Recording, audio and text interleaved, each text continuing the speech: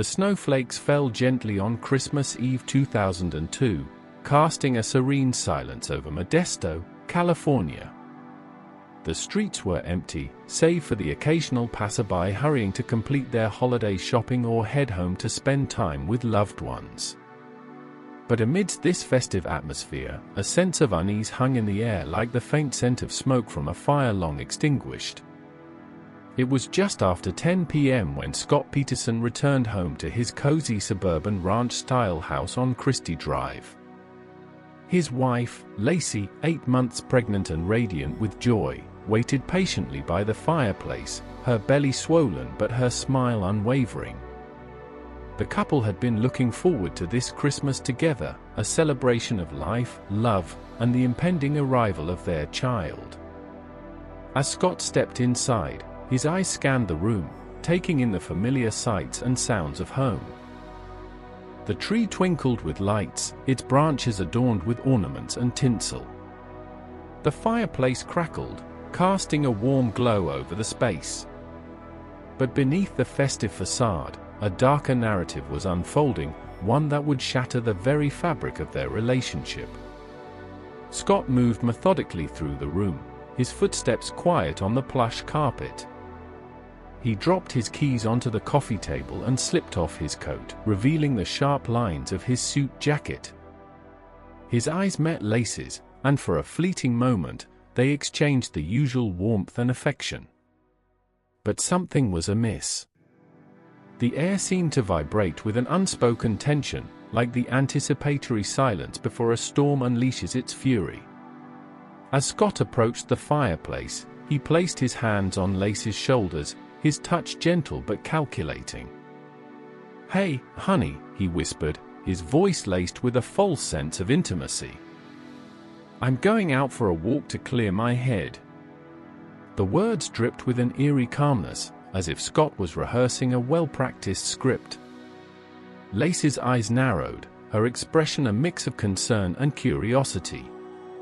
"A walk? It's Christmas Eve, Scott. What's wrong?"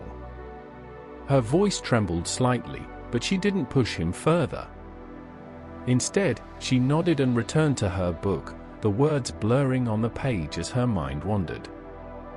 As the night wore on, Scott slipped out into the darkness, leaving Lacey alone with her growing unease. The snow continued to fall, casting an impenetrable veil over the world outside. Within those walls, a sinister narrative was unfolding, one that would soon shatter the very foundation of their marriage and plunge Modesto into a maelstrom of grief and terror. The next morning, December 25th, Scott Peterson woke up feeling refreshed, his mind clear as if the weight of the previous night's events had been lifted. He picked up the phone and dialed the number of his mistress, Amber Frey. The sound of her sleepy voice on the other end was like a siren's call to him, beckoning him into a world of deception and betrayal. "Merry Christmas," Scott whispered, his tone dripping with false cheer. It was as if he had finally found his true calling, not as Lacey's loving husband, but as the architect of her downfall. The seeds of destruction had been sown long before that fateful night, and now they were beginning to sprout. As the day wore on, Modesto would awaken to the reality of its worst nightmare. A young woman, pregnant and full of life, was missing, vanished into thin air like a ghostly apparition. And at the heart of this tragedy lay Scott Peterson, his mask of normalcy shattered by the very darkness he had long harbored. The snow continued to fall, blanketing the world in an eerie silence. But beneath its surface, a terror unlike any other was growing, a terror that would soon consume them all. As we delve into the psyche of Scott Peterson, it's essential to understand the persona he presented to the world before the murder. A mask, crafted with precision and deceit, concealed the darkness that lurked beneath.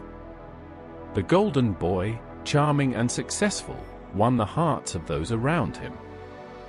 His neighbors, friends, and even Lacey's own family saw nothing but a pillar of the community, a devoted husband, and a loving father. But behind this facade lay a master manipulator, expertly concealing his true nature. Scott Peterson was the epitome of success.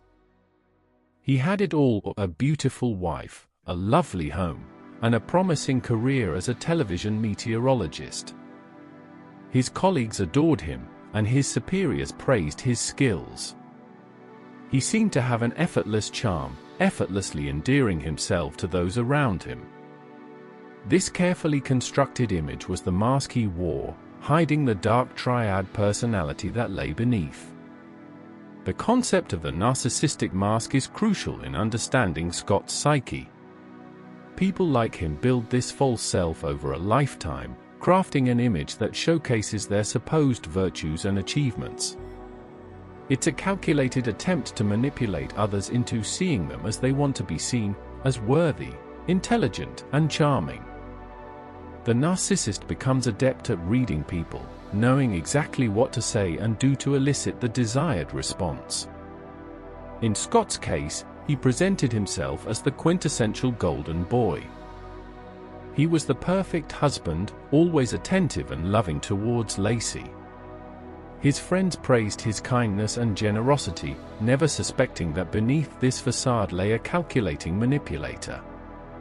Even Lacey's family saw nothing but a devoted son-in-law, oblivious to the darkness brewing within. As we explore Scott's psyche, it becomes clear that he was masterful at creating this mask. He knew exactly which buttons to press to get what he wanted from others. His neighbors would attest to his warm and friendly demeanor, never suspecting that beneath this exterior lay a calculating individual who could manipulate them with ease. The narcissistic mask is not just a superficial construct, it's a deeply ingrained part of the personality.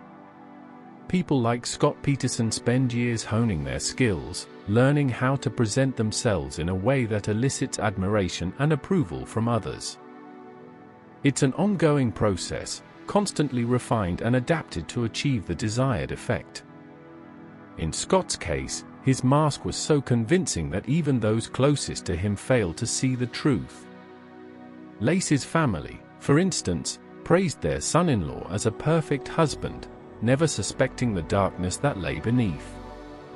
His friends would describe him as kind and generous, oblivious to the calculating individual who manipulated them with ease. The power of the narcissistic mask lies in its ability to deceive even those closest to us. It's a carefully constructed false self, designed to elicit admiration and approval from others. People like Scott Peterson are masters at creating this image, constantly refining it to achieve their desired effect. As we delve deeper into Scott's psyche, it becomes clear that his mask was not just a superficial construct, it was an integral part of who he was. The dark triad personality traits, narcissism, psychopathy, and Machiavellianism, were woven into the very fabric of his being.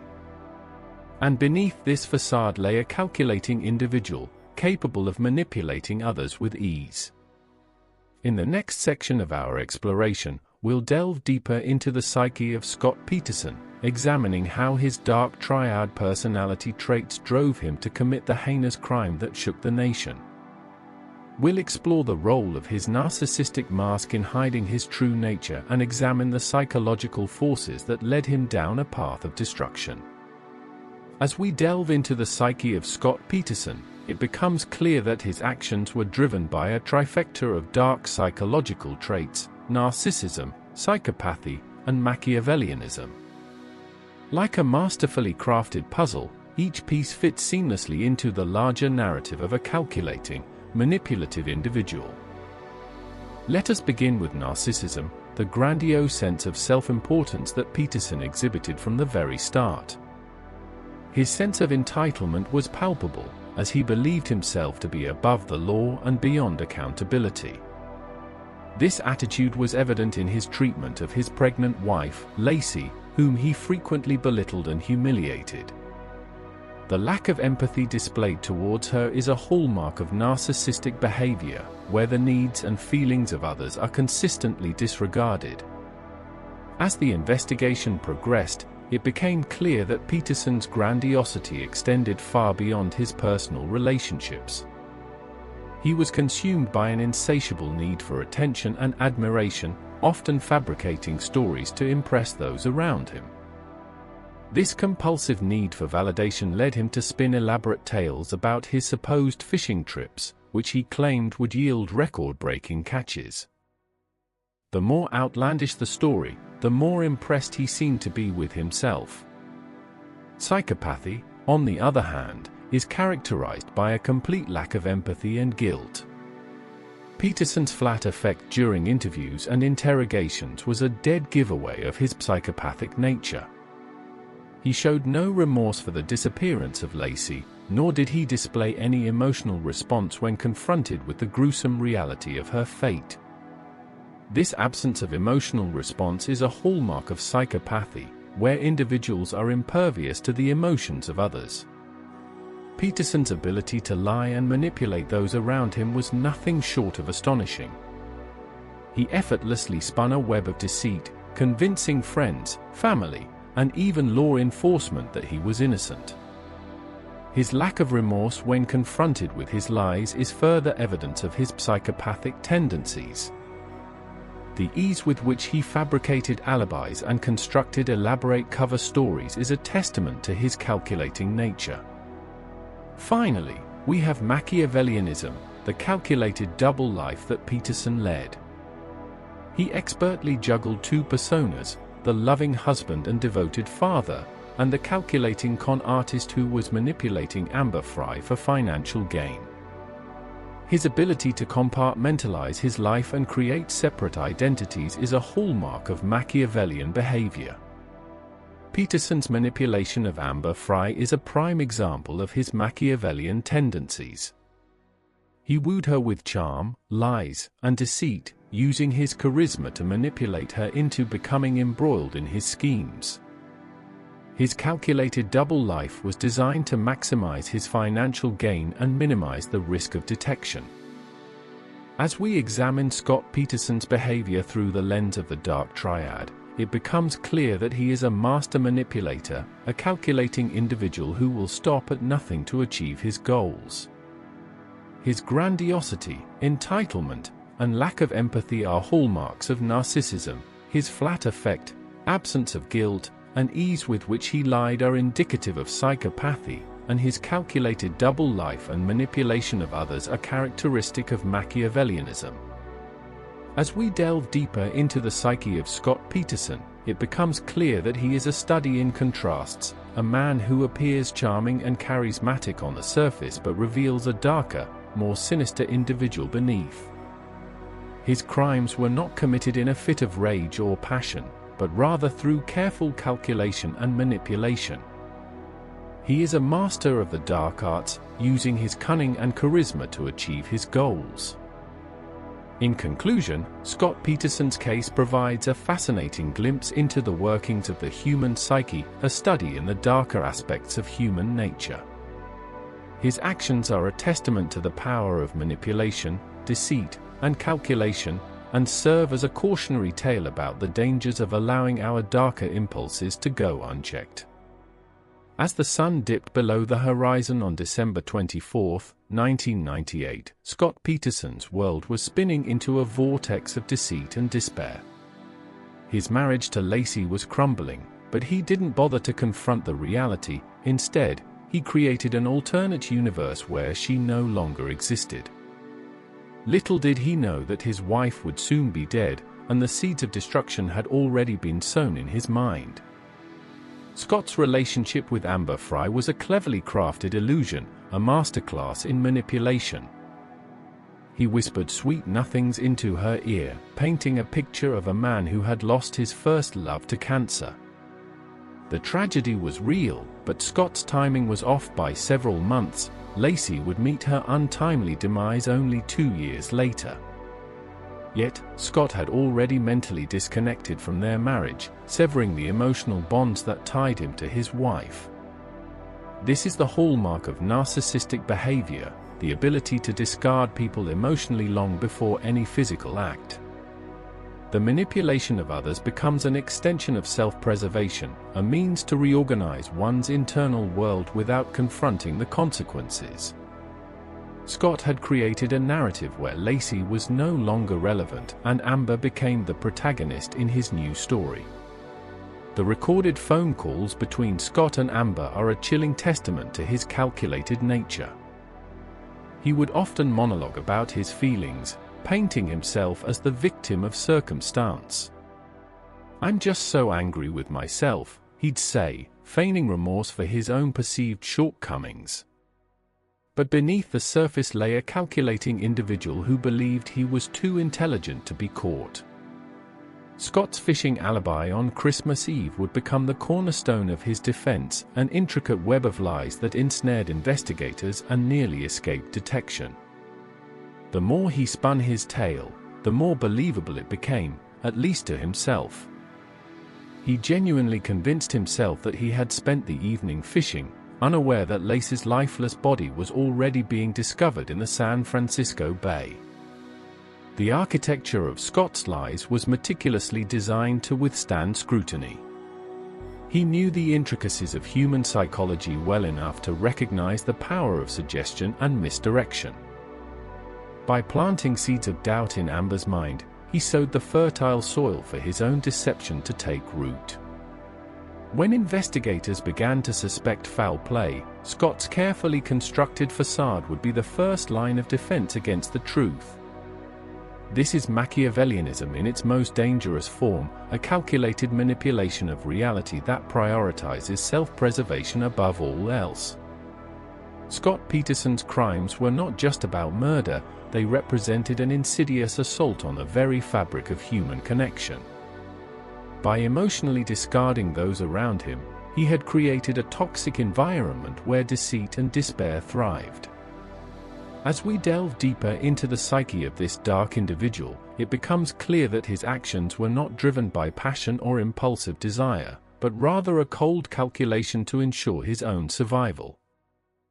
The narcissistic mind is a labyrinth of self-interest, where the pursuit of power and control eclipses empathy and compassion. Scott Peterson's double life was merely a symptom of this larger disease, a manifestation of the darkness that lurks within the shadows of our collective psyche.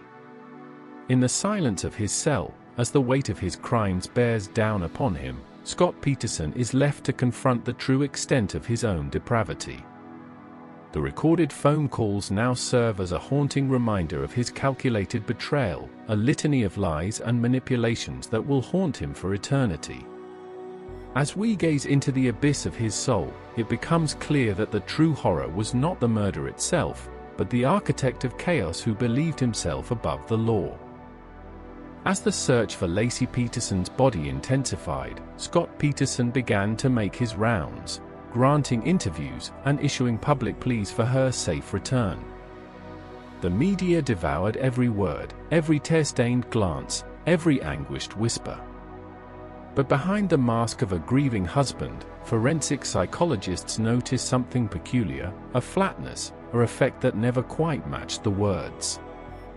It was as if Scott Peterson's emotions were stuck in neutral, refusing to shift into high gear, even when he should have been most distraught.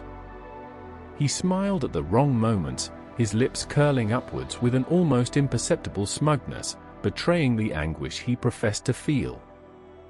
He used past tense before it was appropriate, as if Lacey were already gone, her disappearance a fait accompli, rather than a desperate search unfolding in real time. These tells, these subtle giveaways, are hallmarks of the performed grief display, a clever ruse employed by psychopaths and narcissists to manipulate the emotions of others. By mimicking the emotional responses of those around them, they create an aura of authenticity, making it difficult for even the most skeptical observer to question their sincerity. But what the investigators saw, what the jury eventually saw, was a performance that never quite rang true.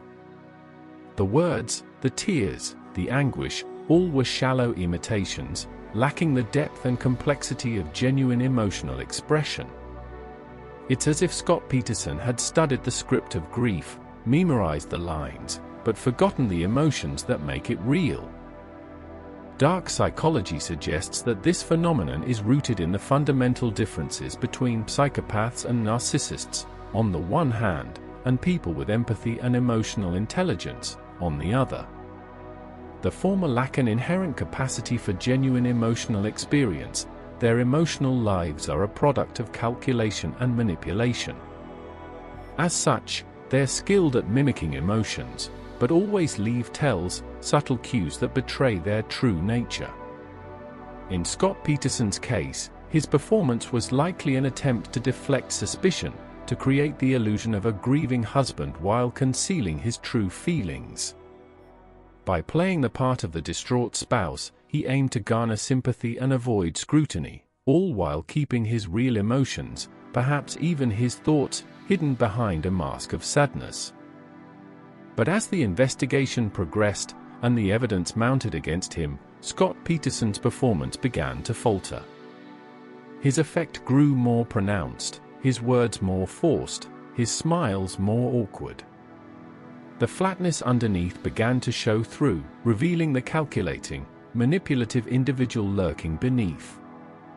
It was only a matter of time before the jury caught on, before they saw the tells for what they were, the giveaway signs of a man who had never truly felt anything for Lacey, and whose grief was nothing more than a shallow act.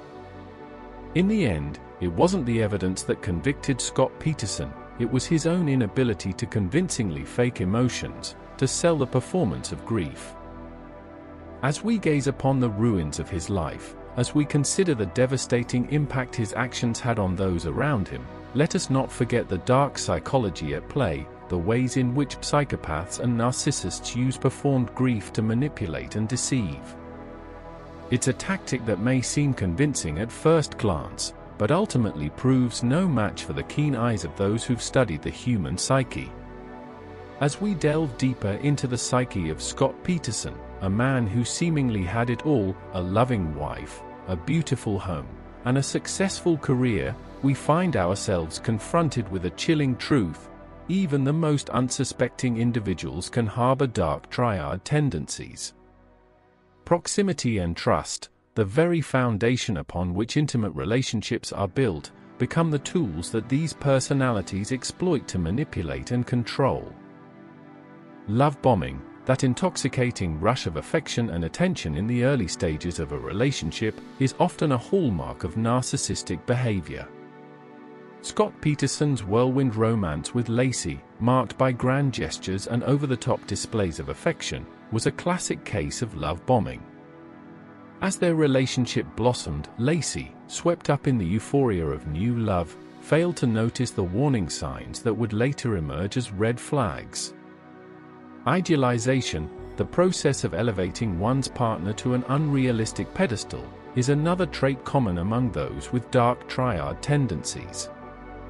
Scott Peterson's obsessive pursuit of Lacey, his unwavering dedication to their relationship, and his grandiose declarations of love all served as a thinly veiled attempt to manipulate and control her perceptions. As the months went by, Lacey found herself increasingly isolated from friends and family, cut off from the outside world and dependent solely on Scott for validation. But beneath this facade of adoration lay a sinister reality: quiet devaluation. Scott Peterson's behavior during their marriage reveals a pattern of subtle yet insidious put-downs and criticisms aimed at eroding Lacey's confidence.